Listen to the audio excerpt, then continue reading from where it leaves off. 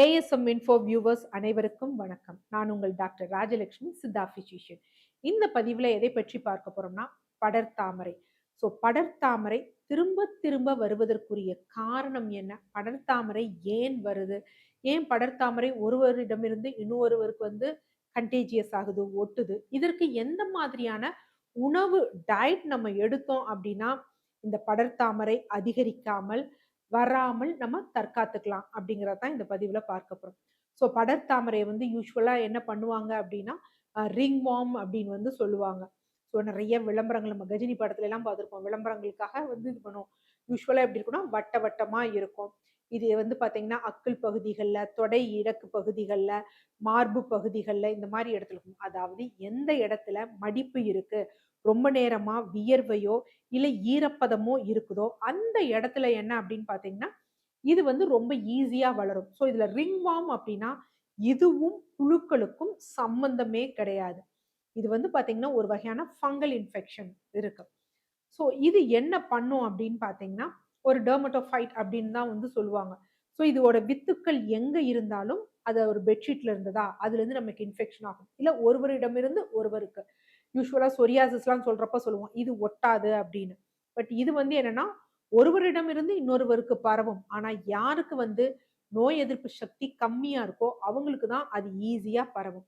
சரி, ஓகே. இப்ப இந்த படர்தாமரை வந்துருச்சு. அப்ப நம்ம என்ன பண்ணணும்னா, ஃபர்ஸ்ட் விஷயம், இது மற்றவர்களுக்கு பரவாமல் இருக்கணும். அதுல ரொம்ப தெளிவா இருக்கணும்.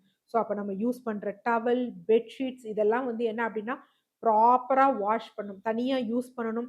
ப்ராப்பரா வாஷ் பண்ணணும்.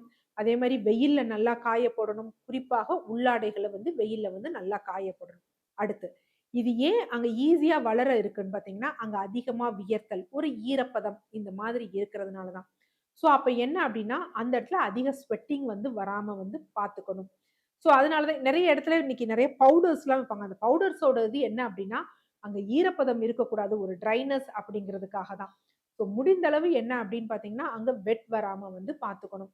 உடல் பருமனா இருக்கிறவங்களுக்கு பார்த்தீங்க அப்படின்னா, இந்த படர்தாமரை அடிக்கடி வருவதற்குரிய காரணம் இதுதான். அடுத்து, நோய் எதிர்ப்பு சக்தியை அதிகரிக்கணும். இது யூசுவலா யாருக்கு இருக்கும் அப்படின்னு பார்த்தீங்கன்னா, அடிக்கடி சளி, இருமல் இவங்களுக்கெல்லாம் நார்மலாவே இந்த நோய் எதிர்ப்பு சக்தி குறையும். அவங்களுக்கு அதனால என்ன, லங்ஸ் இன்ஃபெக்ஷன் வருது, அப்பர் ரெஸ்பிரேட்டரி ட்ராக்ட் இன்ஃபெக்ஷன் வர்றவங்களுக்கு ஈஸியா இந்த ஃபங்கல் இன்ஃபெக்ஷன் ஈஸியா வரும். அதனால என்ன அப்படின்னு பார்த்தீங்கன்னா, அந்த மாரி இன்ஃபெக்ஷன் வராமல் தவிர்த்துறணும். இல்ல வருதுனாலே நமக்கு அடுத்து திருப்பி இந்த போன படர்தாமரை வந்துரும் அப்படிங்கிறத நம்ம தெரிஞ்சுக்கணும். ரொம்ப முக்கியம். எக்ஸ்டர்னலா நம்ம என்ன அப்ளை பண்ணலாம்? எக்ஸ்டர்னல்ங்கிறது தற்காலிகம் தான். ஆனா திரும்ப திரும்ப வராமல் இருக்கிறதுக்கு லைஃப் ஸ்டைல் ரொம்ப முக்கியம்.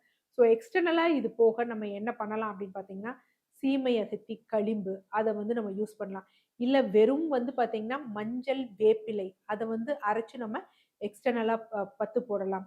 அருகம்புல்ல நம்ம அருகம்புல், மஞ்சள், மிளகு இத அரைச்சு எக்ஸ்டர்னலா பத்து போடலாம். இந்த மாரி பத்து போடும்பொழுது என்ன அப்படின்னா, அது அப்படியே நார்மல் ஆகும். ஆனா திரும்ப திரும்ப வரக்கூடாது அப்படின்னா, இந்த அப்பர் ரெஸ்பிரேட்டரி ட்ராக்ட் இன்ஃபெக்ஷன் இந்த மாதிரி இருக்கிறவங்கலாம் அத ஃபர்ஸ்ட் என்ன பண்ணணும் அப்படின்னா, சரி பண்ணணும். சளி பிடிக்காமல் இருக்கிறத பார்க்கணும். அப்ப இதுக்கு எந்த மாதிரியான உணவு ஃபாலோ பண்ணணும்னு. ஃபர்ஸ்ட் விஷயம் என்ன அப்படின்னா, மஞ்சள், மிளகு, குடிநீர். நம்ம பல பதிவுகள்ல சொன்னதான். அத காலையும், மாலையும் நம்ம எடுத்துக்கணும். அடுத்து இஞ்சி. இஞ்சி நம்ம என்ன பண்ணணும்னா, இஞ்சிய நார்மலாவே தட்டி போட்டு கொஞ்சம் பனவெல்லம், மஞ்சள், கொஞ்சம் வேணும்னா சுக்குத்தூள் போட்டு கலந்து அந்த டீய குடிக்கணும். யூசுவலா இனிப்பு அப்படிங்கிறது ஈஸியா இன்ஃபெக்ஷன் வளருவதற்கு ஒரு ஏதுவான தளமா இருக்கும். அதனால சுகர அதிகமா கம்மி பண்ணணும். அதே மாரி அதிகமாக யூசுவலா நம்ம எடுக்கக்கூடிய ஆம் ரீஃபைன்ட் கார்ப்ஸ், இந்த ஃபாஸ்ட் ஃபுட்ஸ் இதெல்லாம் அவாய்ட் பண்ணும். அதெல்லாம் அவாய்ட் பண்ணீங்க அப்படின்னா, அது இன்னும் ஈஸியா வளர ரொம்ப இருக்காது. அதோட வளர்ச்சி அப்படிங்கிறது குறையும்.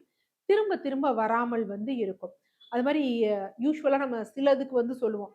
இதெல்லாம் சாப்பிடாதீங்க, நான்வெஜ் சாப்பிடாதீங்கன்னு சில ஸ்கின் டிசீஸ்க்கு சொல்லுவோம். ஆனா, இந்த மாதிரியான பிரச்சனை இருக்கிறவங்க புரதமும், அதனுடன் சேர்ந்து நம்ம பார்த்தோம் அப்படின்னா, கொழுப்பு இந்த மாதிரியானத எடுத்துக்கிட்டோம்னா, நோய் எதிர்ப்பு சக்தி அதிகரிக்கும். அவங்களுக்கு ஈஸியா வராது. அப்ப நம்ம ரெஸ்ட்ரிக்ட் பண்ண வேண்டியது இனிப்பு, துரித உணவுகள கம்ப்ளீட்டா ரெஸ்ட்ரிக்ட் பண்ணிட்டு, புரதம், கொழுப்பு சார்ந்த உணவுகள், ஆரோக்கியமான கொழுப்புகள். இத வந்து நம்ம எடுக்கணும். ரொம்ப முக்கியமான விஷயம். மஞ்சள், மிளகு, பூண்டு, அ இஞ்சி. இத 4யும் உணவுல வந்து சேர்த்துக்கிறது ரொம்ப முக்கியமான விஷயம். அது மாரி குளிப்பதற்கு நலுங்கு மாவு. ஏற்கனவே நம்ம வந்து நலுங்கு மாவு பிரிப்பரேஷன் நம்ம ஏஎஸ்எம் இன்ஃபோ சேனல்ல சொல்லியிருக்கோம். டிஸ்கிரிப்ஷன்ல இருக்கு. அத பாருங்க. ஸோ ரேஷியோவோட சொல்லியிருப்போம்.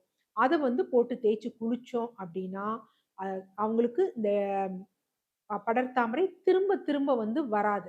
அதேபோல இத வீட்ல இருக்க அடுத்தவங்களும் ஃபாலோ பண்ணாங்கன்னா, அவங்களுக்கும் இன்ஃபெக்ஷன் வராமல் வந்து தவிர்த்திடலாம். நன்றி.